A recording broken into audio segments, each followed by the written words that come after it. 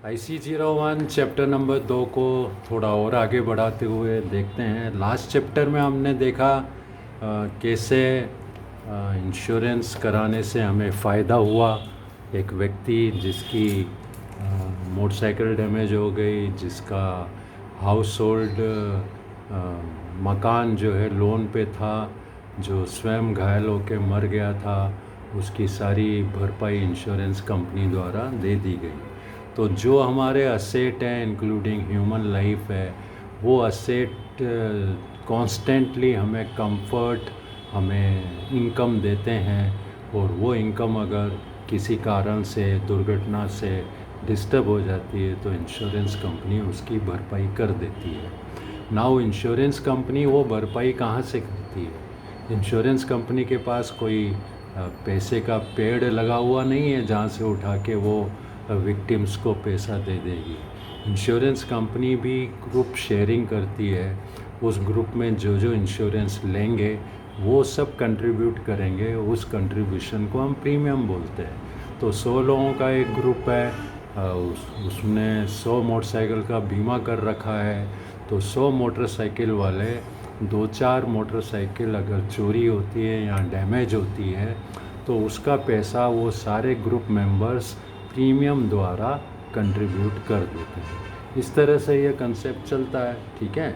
So sharing of losses of few persons by many persons involve into one group is known as insurance. Insurance की हम history पढ़ रहे थे।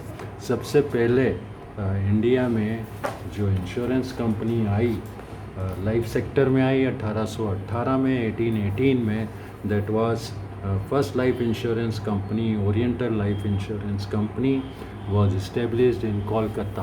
पहले हमारी एक्टिविटी बिजनेस सेंटर कोलकाता में ही होते थे। बाद में वो मुंबई शिफ्ट हुए, बाद में चेन्नई और दूसरे महानगर दिल्ली वगैरह में आए।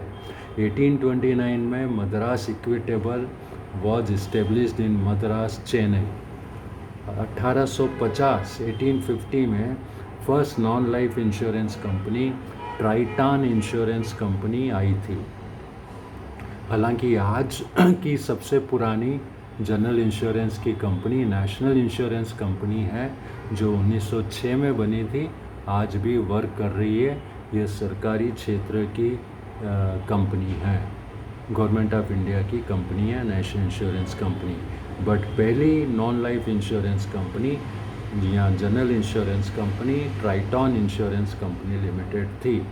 1870 में Bombay mutual was started in Mumbai. ये पहली इंडिया में रजिस्टर्ड कंपनी थी, Bombay mutual in Mumbai. 1874 oriental was started in Mumbai. Oriental जो है मुंबई में आ गई।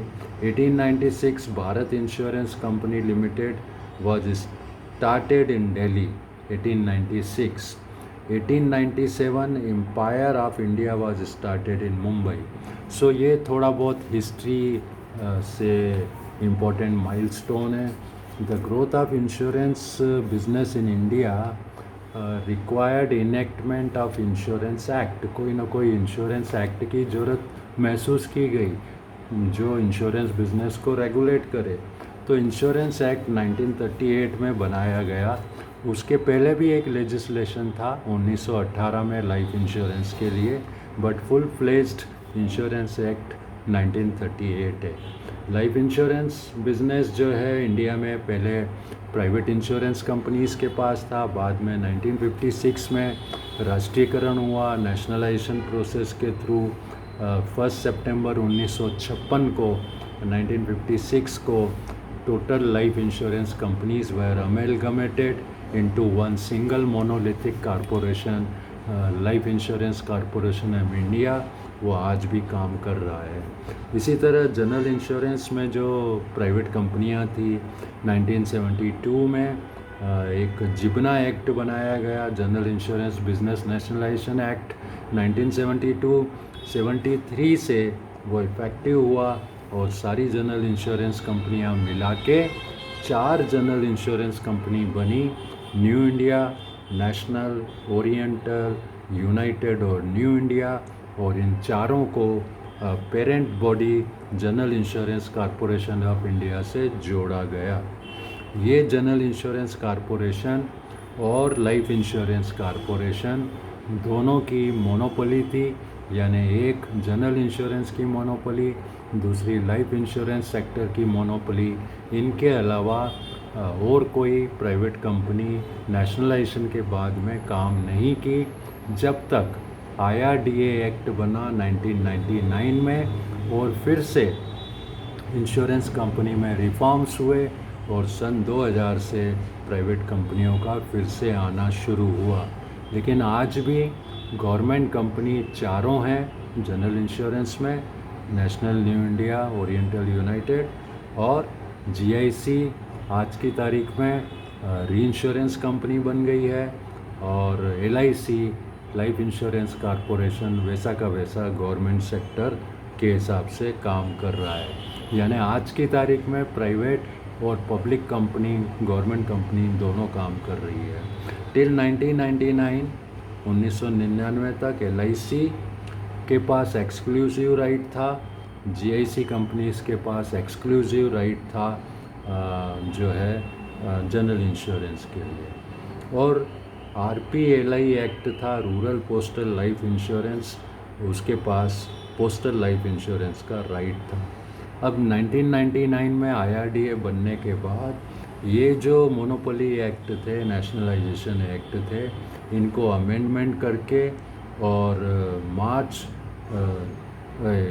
IRDA बनने के बाद सेक्टर को खोला गया प्राइवेट कंपनीज़ के लिए भी। इस तरह प्राइवेट कंपनीज़ का आना शुरू हो गया। जो लिबरलाइजेशन पीरियड है इंडिया के लिए 1990 से शुरुआत हो चुकी थी। Insurance in India is governed by insurance act 1938 as on date also as amended from time to time. It lays down the rules and regulation of insurance industry.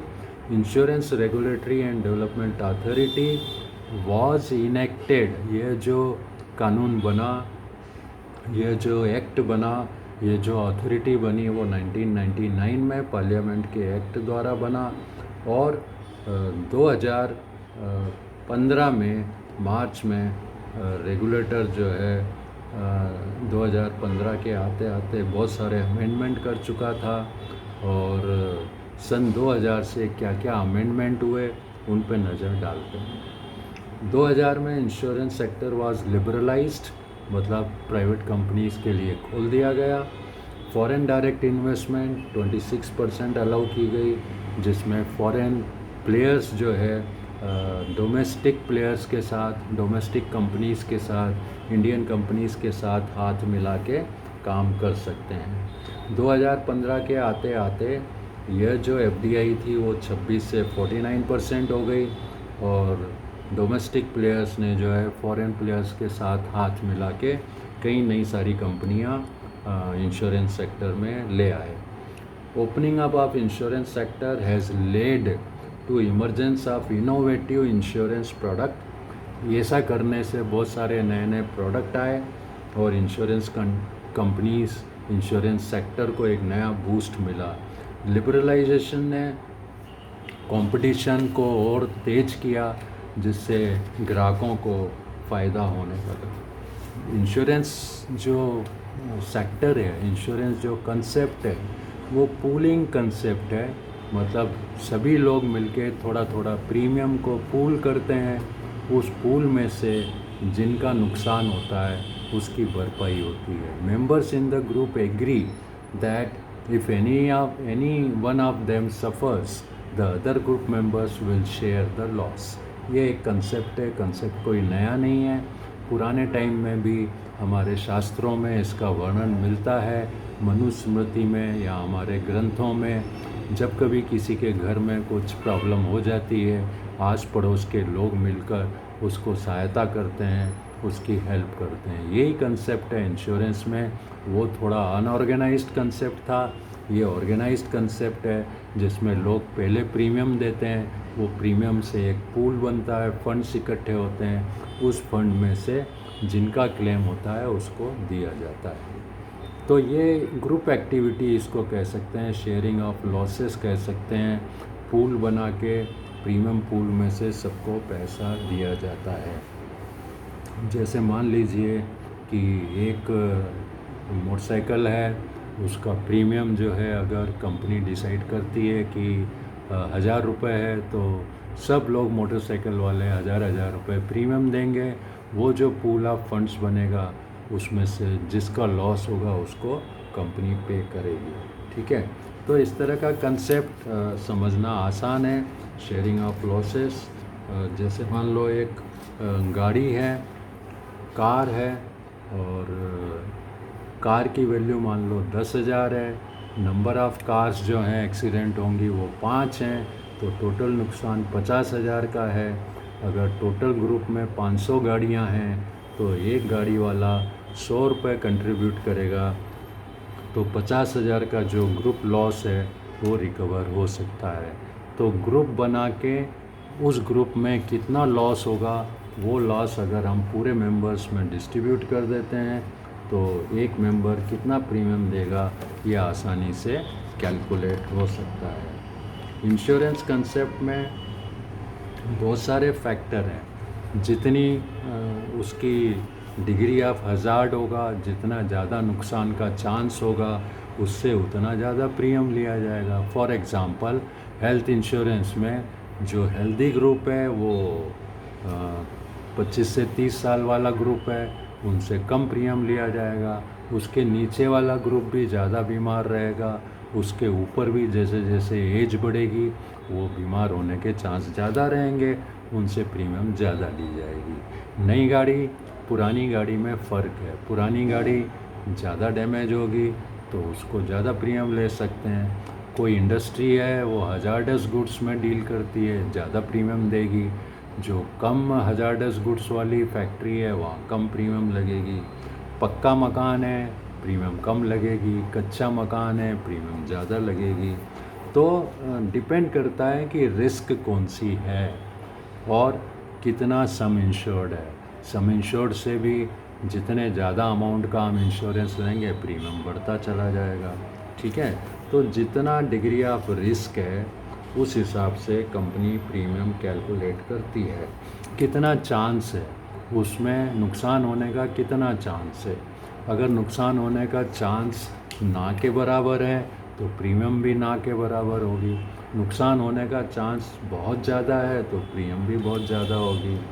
ठीक है, फिर जो है अगर एक बार नुकसान